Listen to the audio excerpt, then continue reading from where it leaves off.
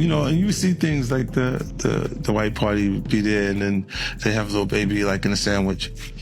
They're hugging him from the front and the back and stuff. Bro, it's 100 people at the party. We in the middle of 100 people. There's nothing weird we could be doing in a party. Right. Y'all are very close. Like, baby, you run with Mike, because whether they'll think like, oh, baby, Mike Rubin, a billionaire, and like, babe, I don't give a what nobody got. Lil Baby just went off on 50 Cent, and the entire hip-hop world is in shock. After weeks of brutal silence while 50 Cent dragged him for getting turned out at Michael Rubin's party, Baby finally exploded. He jumped on Lil Yachty's podcast and dropped bombshells that nobody saw coming. Baby revealed those photos from Rubin's white party made him so furious that he actually forced Rubin to pull the security footage to prove nothing weird happened.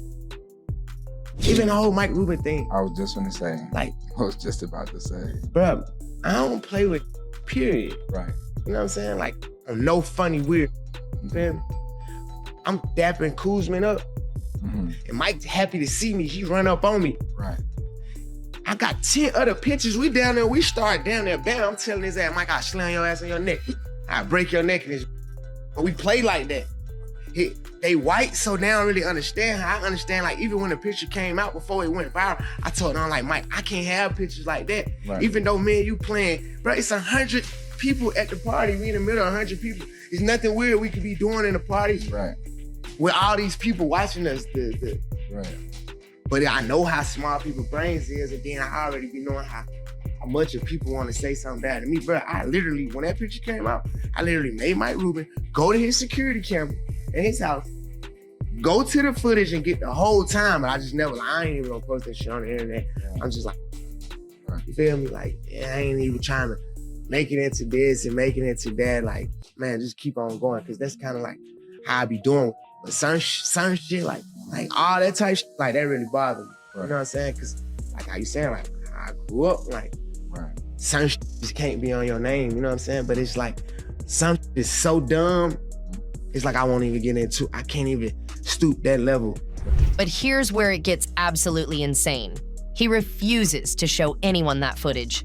Baby's exact words completely destroyed 50 Cent's entire narrative. He said Mike Rubin ran up on him at the party because they're friends who play rough. Baby literally admitted he told Rubin he could slam him and break his neck because that's their twisted form of joking around. But then he confessed something that made everything 1,000 times worse. He told Rubin right after the photo went viral that he can't have pictures like that floating around. Even though they were supposedly just playing, Baby knew exactly how bad it looked. He knew people would think something dark was happening. But that's not even the craziest part. Baby made Michael Rubin go to his security cameras and pull every single second of footage from that night. Baby has the smoking gun that could destroy all the rumors and shut down 50 Cent's accusations forever. But instead of posting it and clearing his name, Baby chose to stay silent. He claimed he didn't want to make it bigger than it was. That decision is exactly what convinced the streets that something sinister really went down that night. What's the white party about? It's about bringing all these people from different backgrounds together. And by the way, great things always come. We've had marriages come out of it. We've had so many great business deals come out of it. And what people don't get is only 350 people, okay? But like people come and they let loose and it's a 12-and-a-half-hour party. I hear that, like, I didn't even know what the Illuminati was 5 years ago. Since we had 5 girls, she'd be like, all y'all get in the shower. Mike. Yeah, Mike. Come hug you right now. Come and hug you. Big hug. It gets worse. The transformation started way before anyone noticed. For years, Baby swore he'd keep his skin clean.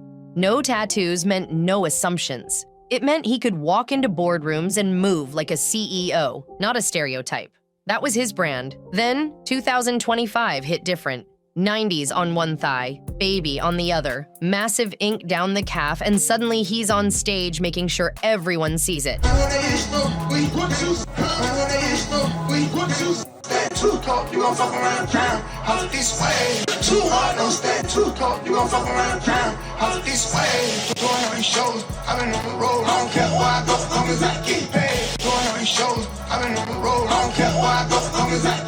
Shorts hiked up, pink belt glowing. Caption, back in that mode. The timing destroyed any chance of coincidence. Right after those Hamptons photos exploded, Baby's entire image flipped. He went from baggy clothes to tiny shorts, from zero ink to thigh tattoos that he keeps flashing. From keeping business private to posting jet videos with Rubin. Every single change happened after that cursed white party. But wait until you hear what really happened at that party. Summer 2023, the Hamptons. Rubin's white party pulling every A-lister like a black hole. Sports owners, celebrities, power players, every camera hunting for content. That's when the photo happened. Lil Baby trapped in what people call the hug sandwich with Michael Rubin and Kyle Kuzma. Another angle shows Rubin behind him, arms wrapped around, grinning like he owns him. The images went nuclear. Then 50 Cent dropped the bomb that changed everything. That's why I don't be going to them puffy parties. Nigga hug you from the front and the back of the seat. That's how you feel? That's how you feel? That's how you Okay. feel. You got the velvet on? Yeah. Okay. All right. See, this is why I don't go to those parties. 50 posted, throwing grenades only he could get away with. When 50 freezes a moment in time, it becomes history. Suddenly, that hug wasn't just friendly, it was evidence. It represented every dark rumor about what really happens behind those white walls and perfect lawns. Baby tried damage control, said it was innocent, playful, harmless, even joked about it later on a private jet. But the internet doesn't forget.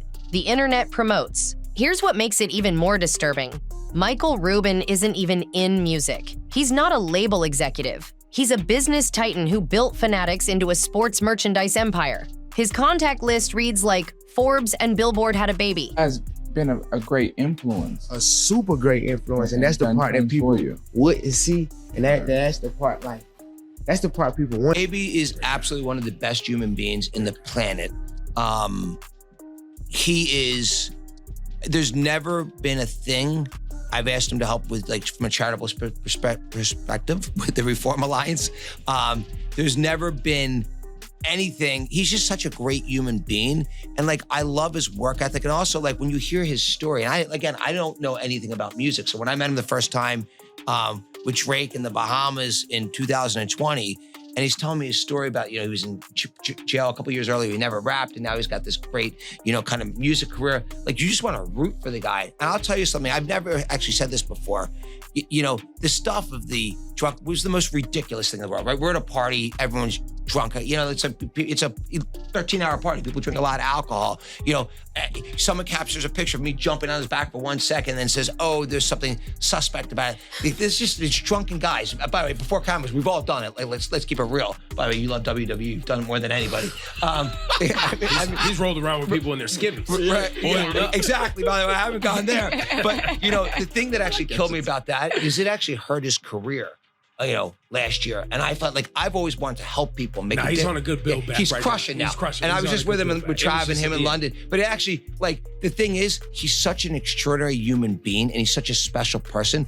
And like, if you think about, people who just want to hate on social media, who like one picture of, a bunch of drunken people could be turned into something that it wasn't. NBA owners, NFL legends, pop stars, CEOs. He connects them all. He co-founded Reform Alliance with Meek Mill and Jay-Z. He doesn't make hits, but he makes the deals that create empires. He claims he just loves bringing different worlds together, but those connections always seem to cost something.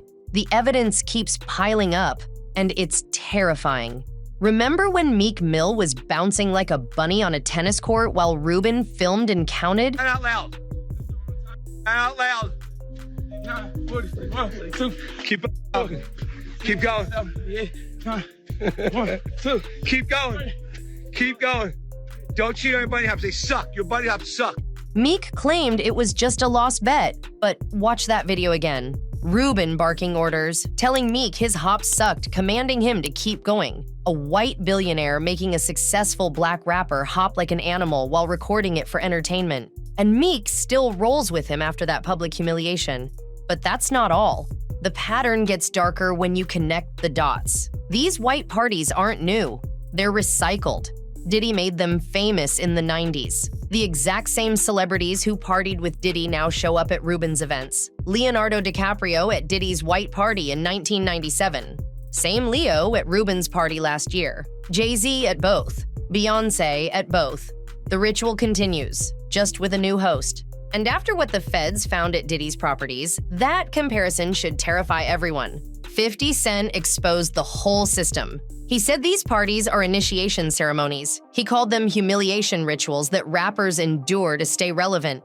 And when 50 makes that call, careers end. Because 50's been warning about this for years, and he's never been wrong about the industry's dark side. The meltdown accelerated after Baby's weak response. Brands started backing away. Streaming numbers crashed 30% in weeks. Features dried up. Even his own crew created distance. Because in hip-hop, when 50 Cent says you got turned out, you're finished. Your street credibility evaporates forever. But here's where Baby really exposed himself. On that podcast, he couldn't maintain eye contact when discussing Rubin. He kept pausing, stuttering, looking away.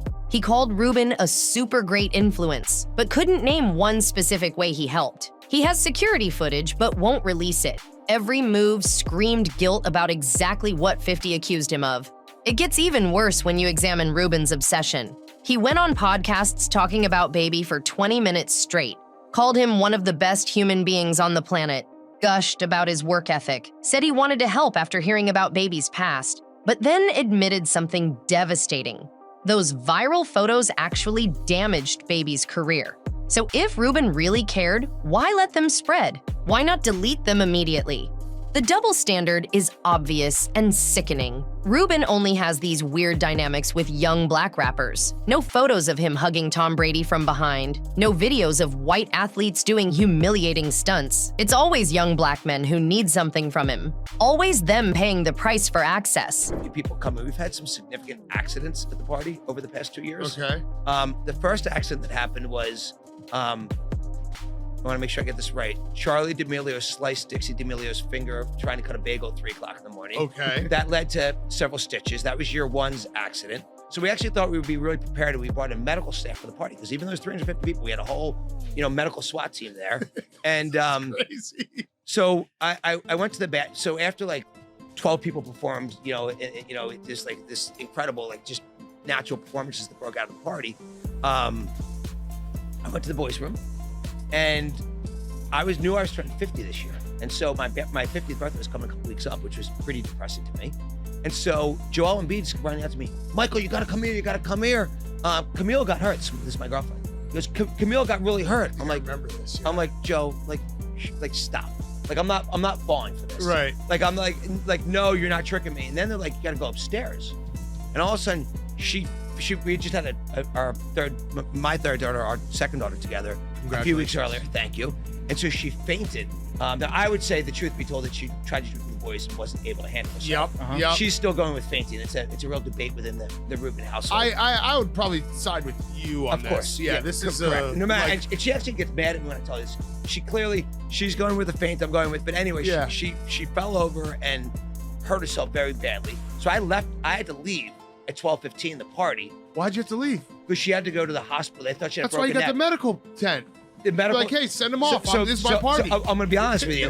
So the EMT doctor comes in the room. Joelle was in the room, and they're like, her neck could be broken. I'm like, she's fine. Give her a drink. Like, don't worry about it. I'm like, she's good. Like, put her back in the game. Who cares? And Joelle screaming like, I've had this happen. You've got to go to the hospital right now. And someone else is screaming at me. And so obviously I was like, do I leave my 300 friends here, or do I go to the hospital and be a good guy? And so I made the decision I had to make. All right, so that was probably better. I don't want to say it's the right decision. No, it was in the long term. Now I'm in the hospital, and like literally as I'm getting there, someone else shows up, like one of our friends, and I'm like, Camille's like, why are you here? She's like, oh my God, when Drake got up and started performing, I jumped into a speaker, she had blood coming out of her. Oh my God. She cracked her head open. So literally I'm in the hospital, and I've got Camille there waiting. I've got this other friend of mine, BJ, there, who's got blood squirting out of her head. We need like 20 stitches in her head. So we've now had, with a total of 350 people, we've had like 3 real accidents. You need to do the party at the hospital. Well, that would be a good idea. That would be a good idea. But so we're now increasing the medical staff this year. But the party starts at 5 p.m. It goes till 4 a.m. And I came back from the hospital. I, of course, left Camille in the hospital once I knew she was going to leave. Yeah, right. Yeah. Right. I'm like, Vital signs I'm coming good, back I'm in out. hot. Yeah, I'm right. FaceTiming Trav. I'm like, Trav, I'm coming back in hot. And there were about 200 people left when I got back. And we went into high gear. The 2 to 4 a.m. strong this year. That's the mark of a good party. If at least 5% of your guests go to the hospital afterwards, you did your job. New evidence keeps surfacing. Photos from other Rubin parties showing young rappers in compromising positions. Images that look like ritual ceremonies. Everything Cat Williams warned about on Joe Rogan's podcast is materializing. Cat said 20 years ago he saw this coming. Said the rituals require degrading acts. Said everyone who makes it big pays this price. And now we're watching Lil Baby pay it in real time. The security footage Baby refuses to release holds all the answers. If nothing happened, why not post it and end everything? Why let 50 Cent demolish your reputation when you have proof of innocence? The only logical reason to hide that footage is if it shows something worse than what people already imagine. And based on Baby's complete transformation, everyone knows exactly what's on that tape. Baby tried spinning it by saying people don't understand because Rubin's white and they play different. Said white people don't get their friendship dynamic. But that excuse crumbled when people noticed Rubin only acts this way with vulnerable black artists. The power dynamic is always the same. The humiliation is always public. The price is always dignity. The final destruction came when Baby admitted the memes and jokes genuinely hurt him, said the mockery cut deep. But instead of standing up like a man, he ran to Rubin for protection. Let Rubin control the narrative. Let Rubin keep the footage. Chose a billionaire's approval over his own reputation. That's exactly what 50 Cent predicted. Once they own you at those parties, you belong to them forever. 50 Cent's prophecy came true perfectly. He said Baby wasn't his boy anymore after that party. Said they got him. And look at Baby now, defending the billionaire who humiliated him publicly, hiding evidence that could save him, torching his own career to protect whatever happened in those private rooms. Baby thought he could play both sides, but 50 Cent exposed the truth. Once you submit to those rituals, there's no redemption. Lil Baby learned that lesson the hardest way possible, and his response to 50 Cent proved everything 50 warned about was real.